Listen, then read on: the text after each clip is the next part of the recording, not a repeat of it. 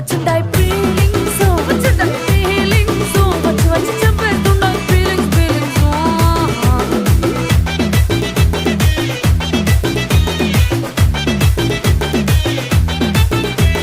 చీ అంటే ఓసారి పోంటే ఓసారి చాటు మాటుగా సయ్యంటే ఓసారి